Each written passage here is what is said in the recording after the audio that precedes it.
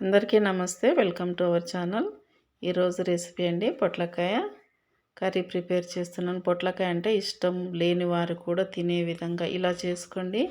ఎవరైనా చాలా బాగుందని చాలా ఇష్టంతో తింటారు. ఇక్కడ చూడండి, నేనైతే ఒక పొట్లకాయ తీసుకున్నాను. దాన్ని ఇలా కట్ చేసేసి కొనలు అంతా కట్ చేయాలి. చేసిన తర్వాత శుభ్రంగా కడిగి పెట్టేసి వీటిని చిన్న చిన్న ముక్కలుగా కట్ చేసుకోవాలి.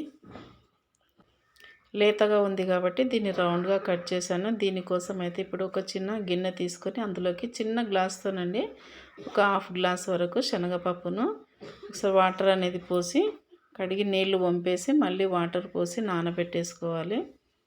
ఈ కర్రీలో శనగపప్పు వేస్తే బాగుంటుంది, చాలా టేస్టీగా ఉంటుంది ఈ కర్రీ.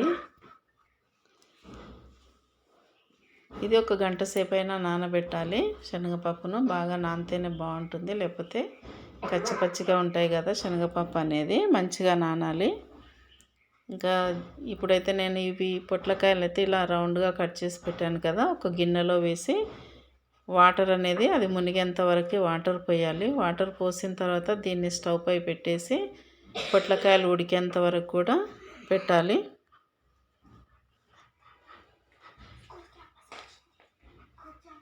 పొట్లకాయలు ఉడికించకుండా కూర చేయకూడదు, అస్సలు బాగోదు, ఒక రకమైన స్మెల్ వస్తుందన్నమాట. కాబట్టి ఇలా ఉడికించి చేసుకుంటే కనుక స్మెల్ అనేది ఉండదు, తినడానికి చాలా టేస్టీగా కూడా ఉంటుంది.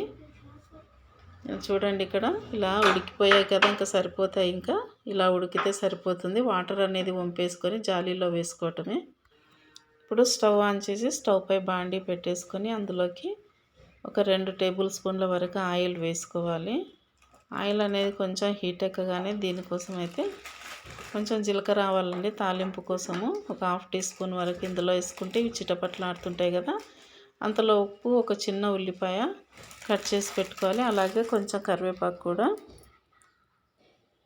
ఇవి రెండు కూడా ఆయిల్లో వేసుకొని చక్కగా ఫ్రై అవ్వనివ్వాలి. ఇది ఫ్రై చేసుకున్న తర్వాత అంతలోపు ఒక చిన్న అల్లం ముక్క, ఒక 4-5 ఎల్లుల్లిపాయలండి కచ్చాపక్క దంపేసుకొని, అలాగే 4 పచ్చిమిరపకాయలు కూడా చిన్న ఘాట్లు పెట్టి చిన్న కట్ చేసుకొని ఇందులో వేసుకోవాలి. వేసిన తర్వాత ఇది మొత్తం ఒకసారి ఇలా కలిపేసుకోవాలి. అల్లం అనేది మంచి వాసన వచ్చేంత వరకు కలుపుకోవాలి. ఇది పచ్చి వాసన పోయి మంచిగా స్మెల్ వస్తుంది కదా, అంతవరకు కలుపుకోవాలి. ఇప్పుడు నానబెట్టి ఉంచుకున్న శనగపప్పు కూడా ఇందులో వేసుకోవాలి. వేసుకున్న తర్వాత శనగపప్పు అనేది ఇందులో 1-2 నిమిషాల వరకు మంటను లో ఫ్లేమ్లో పెట్టుకొని ఈ ఆయిల్లో మగ్గించుకుంటే బాగుంటుంది. ఇంక ఇప్పుడు కట్ చేసి పెట్టుకున్నాం కదా పొట్లకాయ, నీరు అనేది లేకుండా వడిపేసుకొని పొట్లకాయలు కూడా ఇందులో వేసుకోవాలి. వేసుకున్న తర్వాత బాగా కలుపుకోవాలి. వీటిని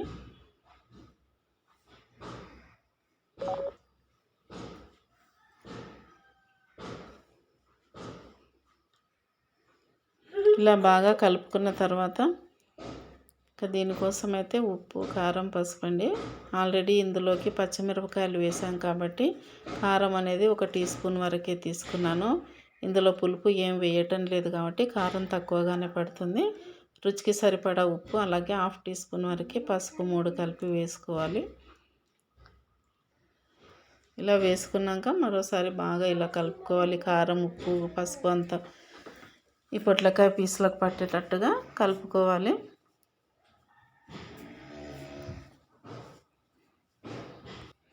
ఆల్రెడీ మనం పొట్లకాయనైతే ఉడకపెట్టుకున్నాం కాబట్టి ఇంకా వాటర్ అనేది ఏం అవసరం ఉండదు. ఇందులోనే ఆయిల్లోనే ఇది చక్కగా ఫ్రై అయిపోతుంది. దీనికోసం అయితే 1 టేబుల్ స్పూన్ వరకు రైస్ ఫ్లోర్ తీసుకోవాలి. అది కూడా ఇందులో వేసి బాగా కలిపేసుకోవాలి. ఇంకా రైస్ ఫ్లోర్ వేసుకొని చూడండి ఒకసారి, ఇలా కర్రీ ఎంత బాగుంటుందంటే మెయిన్గా ఇది జొన్న రొట్టె, చపాతీలోకి అయితే చాలా సూపర్ టేస్టీగా ఉంటుంది. ఒకసారి ట్రై చేసి చూడండి ఫ్రెండ్స్. ఈ వీడియో నచ్చితే ఒక లైక్ ఇవ్వండి, షేర్ చేయండి, కమెంట్ రాయండి, మన ఛానల్ని సబ్స్క్రైబ్ చేసుకోండి. Thank you.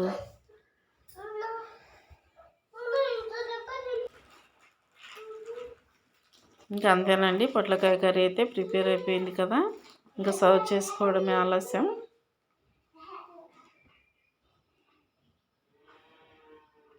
ఈ కర్రీ అంటే ఇష్టం లేని వాళ్ళు కూడా ఇప్పుడు బాగా తినొచ్చు అనమాట, అంత బాగుంటుంది ఇలా చేసుకుంటే కనుక.